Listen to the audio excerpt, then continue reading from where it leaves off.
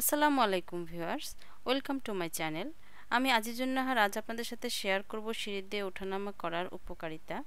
ভিডিওটি যদি আপনাদের ভালো লেগে থাকে তাহলে অবশ্যই চ্যানেলটি সাবস্ক্রাইব করে পাশে থাকবেন এবং বন্ধুদের মাঝে শেয়ার করে দিবেন যেন সবাই উপকৃত হয়।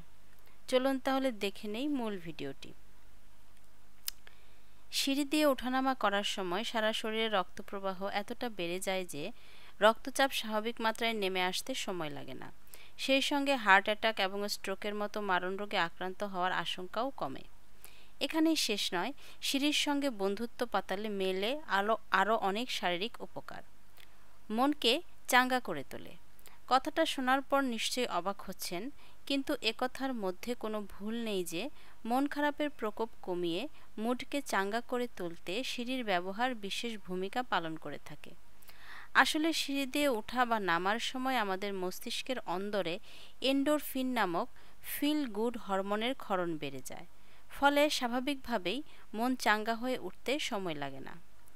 তাই তো এবার থেকে কাজের চাপে বা অন্য কোনো কারণে মন ক্ষতবিক্ষত হলেই সিঁড়ির সামনে এসে দাঁড়াবেন, দেখবেন নিমিষে সব ভালো লাগতে শুরু করবে। একসঙ্গে দুটো সিঁড়ি ভাঙলে মিলবে বেশি উপকার। একাধিক স্টাডিতে দেখা গেছে একটা সিঁড়ি দিয়ে ওঠার সময় একটা একটা করে সিঁড়ি ভাঙার পরিবর্তে যদি একসঙ্গে দুটো সিঁড়ি টপকে টপকে ওঠা যায় তাহলে আরও বেশি উপকার মেলে। কারণ এমনটা করলে শরীরের অন্দরে উপকারী হরমোনের ক্ষরণ বেড়ে যায়, তেমনি শরীরের প্রতিটি পেশির কর্মক্ষমতা বৃদ্ধি পায়। সেই সঙ্গে অক্সিজেন সমৃদ্ধ রক্তের সরবরাহ বেড়ে যায়। ফলে স্বাভাবিকভাবেই প্রতিটি অঙ্গের কর্মক্ষমতা বৃদ্ধি পায়। জয়েন্টের কর্মক্ষমতা বাড়ে। বয়সের সঙ্গে সঙ্গে আমাদের শরীর যেমন বুড়ো হতে থাকে, তেমনি জয়েন্টের সচলতাও কমতে শুরু করে। ফলে ব্যথা যন্ত্রণায় জীবন জর্জরিত হয়ে ওঠে। আপনি যদি না চান আপনার সঙ্গেও এমনটা হোক, তাহলে ভুলেও লিফট ব্যবহার করবেন না। পরিবর্তে সিঁড়ির সঙ্গে বন্ধুত্ব পাতাতে হবে। কারণ খেয়াল করে দেখবেন, সিঁড়ি ব্যবহার করলে জয়েন্টের কর্মক্ষমতা বেড়ে যায়। ফলে শরীরের বয়স বাড়লেও তার প্রভাব জয়েন্টের উপর পড়তে পারে না। পায়ের পেশির সচলতা বৃদ্ধি পায়। সিঁড়ি দিয়ে ওঠানামার সময় আমরা আমাদের গ্র্যাভিটির বিপরীতমুখী হই। তাই এই সময় নিজের ওজনকে সামলে একের পর এক ধাপ নিয়ে উপরে ওঠার সময় পায়ের পেশির উপর চাপ পড়তে থাকে। এমনটা দিনের পর দিন হতে থাকলে একদিকে যেমন পায়ের নিচের অংশের কর্মক্ষমতা বৃদ্ধি পায়, তেমনি পেটের পেশির সচলতাও বাড়তে থাকে। ফলে বেলি ফ্যাট কমার সম্ভাবনা বৃদ্ধি পায়। হাড়ের স্বাস্থ্যের উন্নতি ঘটে। সিঁড়ি দিয়ে ওঠানামা করলে বোন ডেন্সিটির উন্নতি ঘটতে শুরু করে। ফলে স্বাভাবিকভাবেই হাড় শক্তপোক্ত হতে শুরু করে। সেই সঙ্গে আর্থাইটিসের মতো রোগে আক্রান্ত হওয়ার আশঙ্কাও হ্রাস পায়।